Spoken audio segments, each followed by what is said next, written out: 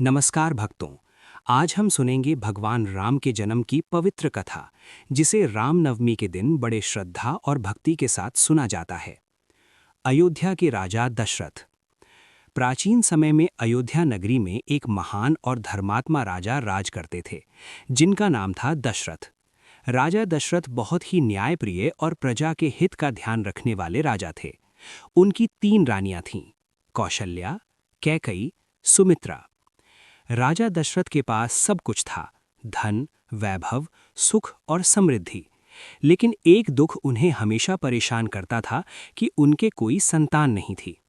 राजा सोचते थे कि उनके बाद राज्य कौन संभालेगा। इसी चिंता में वे अक्सर दुखी रहते थे। पुत्र प्राप्ति के लिए यज्ञ। एक दिन राजा दशरथ ने अपने गुरु वशिष्ठ से अपनी चिंता बताई। गुरु वशिष्ठ ने कहा कि यदि राजा पुत्र कामेष्ठी यज्ञ करवाएं तो उन्हें अवश्य ही पुत्र की प्राप्ति होगी। इसके बाद महान ऋषि ऋष्यशृंग को बुलाकर यज्ञ कराया गया।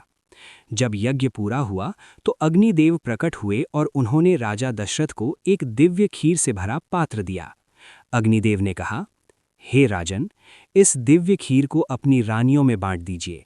इससे आपको अवश्य ही पुत्र की प्राप्ति होगी। दिव्य खीर का प्रसाद।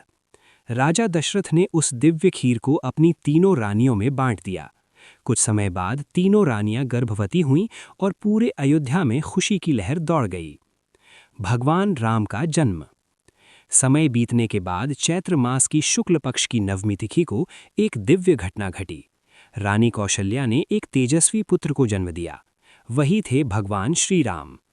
उसी समय रानी कैकई ने भरत को जन्म दिया और रानी सुमित्रा ने 2 पुत्रों को जन्म दिया: लक्ष्मण, शत्रुघ्न। चारों राजकुमारों के जन्म से अयोध्या में खुशियों का माहौल छा गया।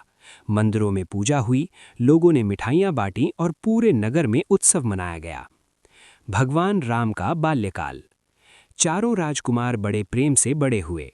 भगवान राम बचपन से ही बहुत दयालु, विनम्र और धर्मप्रिय थे। कुछ समय बाद उन्हें शिक्षा प्राप्त करने के लिए गुरु वशिष्ठ के आश्रम भेजा गया। वहां उन्होंने वेद, शास्त्र और धनुर्विद्या की शिक्षा प्राप्त की। विश्वामित्र के साथ वन यात्रा। एक दिन महान ऋषि विश्वामित्र अयोध्या आए। उन्होंने राजा दशरथ से राम और लक्ष्मण को अपने साथ भेजने का अनुरोध किया ताकि वे उनके यज्ञ की रक्षा कर सकें। राम और लक्ष्मण ऋषि विश्वामित्र के साथ वन गए और वहां कई राक्षसों का वध करके ऋषियों की रक्षा की। सीता स्वयंवर। कुछ समय बाद वे मिथिला पहुंचे, जहां राजा जनक की पुत्री सीता का स्वयंवर हो रहा था। स्वयंवर की शर्त थी कि जो भगवान शिव के धनुष को उठाकर तोड़ देगा, वही सीता से विवाह करेगा। भगवान राम ने जैसे ही उस धनुष को उठाया, वो उनके स्पर्श से ही टूट गया। इस प्रकार राम और सीता का विवाह संपन्न हुआ। वनवास की घटना। कुछ समय बाद राजा दशरथ ने राम को अयोध्या का राजा बनाने का निर्णय लिया, लेकिन रानी कैकई ने अपने 2 वरदान मांग लिए।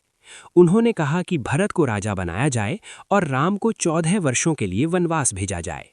भगवान राम ने अपने पिता की आज्ञा का पालन करते हुए बिना किसी विरोध के वनवास स्वीकार कर लिया। उनके साथ सीता और लक्ष्मण भी वन चले गए। रावण का अंत। वनवास के दौरान लंका के राजा रावण ने सीता का अपहरण कर लिया। इसके बाद भगवान राम ने वानरों की सेना के साथ मिलकर लंका पर आक्रमण किया और रावण का वध करके धर्म की रक्षा की। राम राज्य की स्थापना। 14 वर्ष का वनवास पूरा होने के बाद भगवान राम अयोध्या लौट आए। उनके लौटने पर पूरे अयोध्या में दीप जलाए गए और उत्सव मनाया गया। राम का राज्याभिषेक हुआ और उन्होंने आदर्श शासन स्थापित किया, जिसे राम राज्य कहा जाता है। धर्म, सत्य और आदर्श जीवन का प्रतीक है।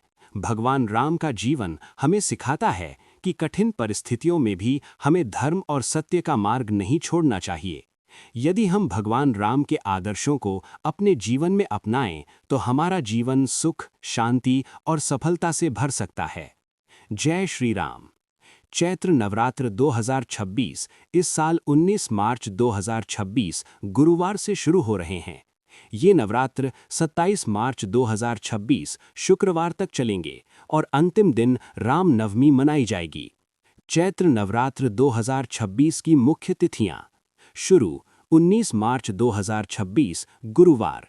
कलश स्थापना या घट स्थापना 19 मार्च सुबह, अष्टमी 26 मार्च 2026, राम नवमी या समापन 27 मार्च 2026।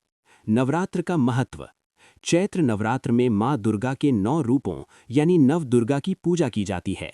इन 9 दिनों में भक्त व्रत रखते हैं, पूजा करते हैं और माँ दुर्गा से सुख समृद्धि की प्रार्थना करते हैं। चैनल सब्सक्राइब करें, वीडियो लाइक करें, कमेंट में जय श्री राम लिखें।